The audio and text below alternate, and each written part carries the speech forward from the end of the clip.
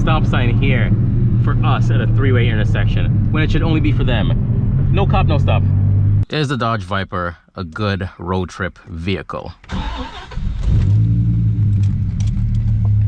When you're taking a road trip in any sports car, let's just leave out regular people carrier vehicles, shitty econo boxes. We're talking about sports cars like the Viper. And yes, the Viper is a sports car and not a supercar. Things you should consider before taking it on a road trip. How comfortable will you be in that car on long drives? Cargo room. How much can you store?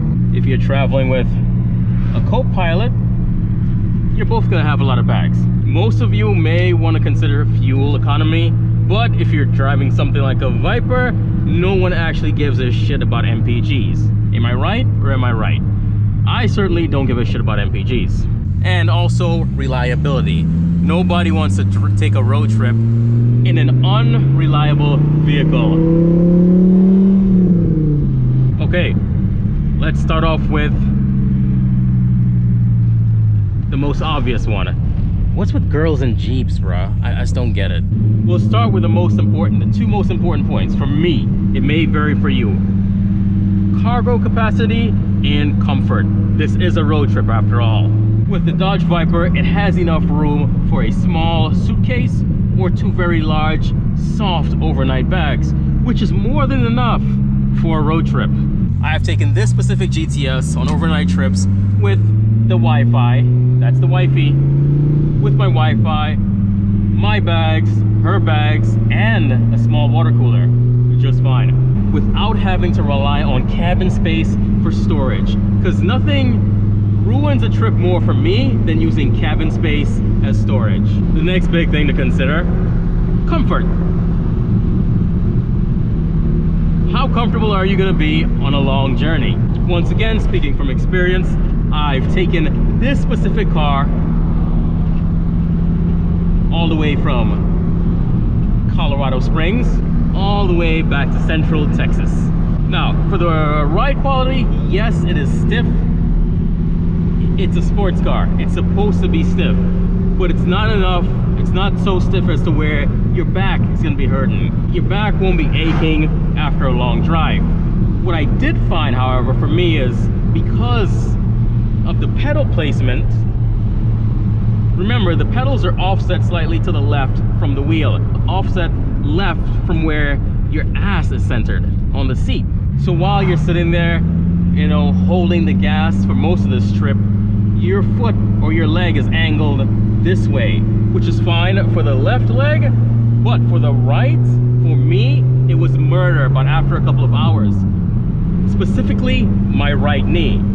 Some of you may have this issue. I damn sure do. I cannot drive this thing for more than a couple of hours without my knee, my right knee, just aching from holding that unnatural angle, which is why I'm gonna sell this shit and get a Corvette. I'm joking. I'm not joking. As far as the seats, comfort-wise, the seats are fine. The seats are fine. They're very, very comfortable. I've had a Gen 2, I've had a Gen 1, I've had a Gen 3. I find that the seats in the Gen 1s and the 2s are more comfortable than the Gen 3. I don't know why. That's just me though. That's personal preference right there. The seats. Camera check. Camera's still there.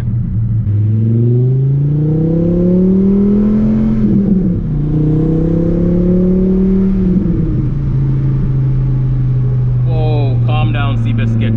Okay, camera check. The camera's still there.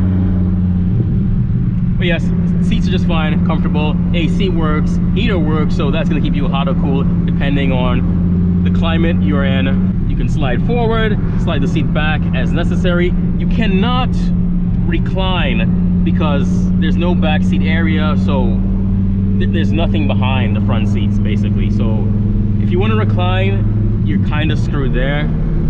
That may be a deal breaker for some of you on the road trip. Pedal adjustment, you can adjust the pedal closer or further away from you, you know, in case you're short like I am or you're extra crispy tall. Stay in your lane. God damn. yes, you can adjust the pedals as needed. MPG, in case you're wondering, on the Viper, it's shit. It's terrible. I don't even pay attention to my MPG anymore. I just fill it up and drive. That's all I do. I fill it up and I drive. However, on my trip from Colorado to Texas, I only had to fill up 3 times, which is crazy. I expected to fill up at least 5 or 6 times. I made it back on about 3 fill-ups, which is amazing. Maybe I'm just misremembering. And then you might want to be concerned with reliability of the vehicle. It's a Dodge. It's a domestic. Okay, it's like having a Chevy or a Ford. If you're just road tripping, you'll be fine. It will not break. I can't say the same for those of you that are constantly beating on your cars, doing those irritating highway pulls over and over, blowing your motors. I've seen your guys' handiwork. You boys are dumb. For a long road trip, this is fine. I had no issues. If you're wondering about, if you Gen 3 guys are wondering also, I did do the exact same thing with my previous Copperhead, which is a Gen 3 for those of you not in the know. I road tripped it from Oklahoma City, and guess where that's at? In Oklahoma. Yeah, so I road tripped my Gen 3 from Oklahoma City all the way back to Central Texas.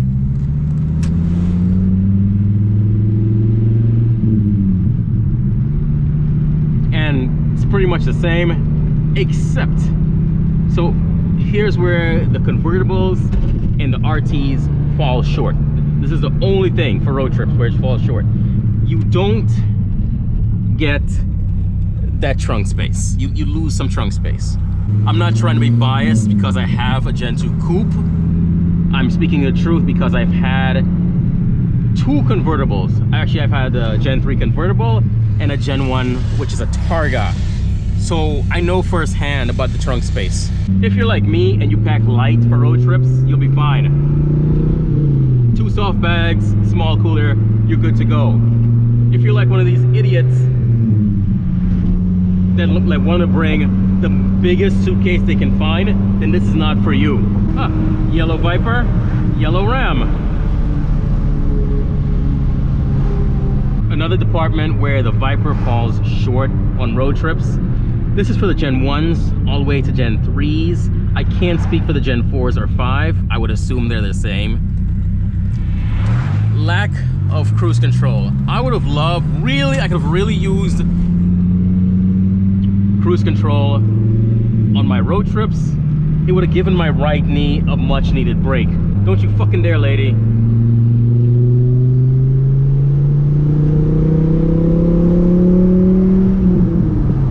What was I saying? I got distracted with the speed. Yeah, lack of cruise control can make road trips a bit difficult. Once again, the right knee. The right knee just can't take it, man. But overall, the pros on a road trip in this car outweighs the cons. The whole overall experience, you're still comfortable, you're gonna have a great time, you're gonna do fine, you'll enjoy the trip. So, is the Dodge Viper a good road trip sports car? I'd say yes. Siskel and Ebert gives it 2 thumbs up. Please chime in below, let me know if you've taken your Viper on a road trip. How far did you go?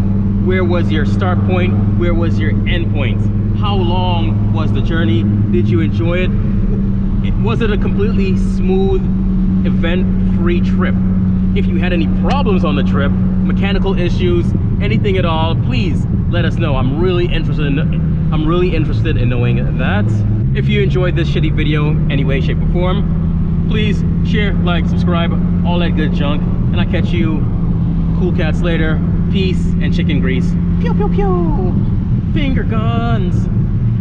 Doing the finger guns. Oh, that was perfect timing. One of my GoPros just died. I think it was that one. Giving y'all a little more behind the scenes stuff.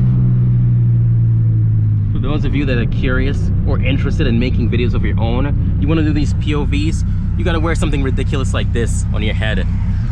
So everywhere you go, people look at you like you're crazy. Like, why is he wearing this junk on his face? what I like to do is find someplace with a tree, a big shady tree.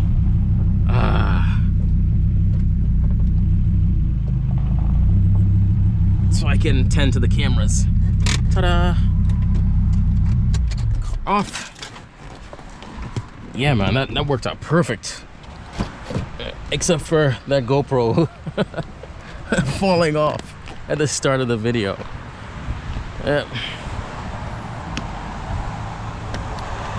That's done. And you, my little money maker, you're still going strong. And stop. Cool. Good shit. Good shit. In case you guys are wondering how my setup works, this is what I use. Collapse it. Lock it back into place. Turn the camera off. Off. Unlock. Unlock. And she's free. It's that easy. This Fat Gecko triple suction mount, it never fails. Let's take this motor scooter home. Put the caps back on to protect the lenses because they stick out. Yeah, there we go. There we go. They also make clear lenses that go over this.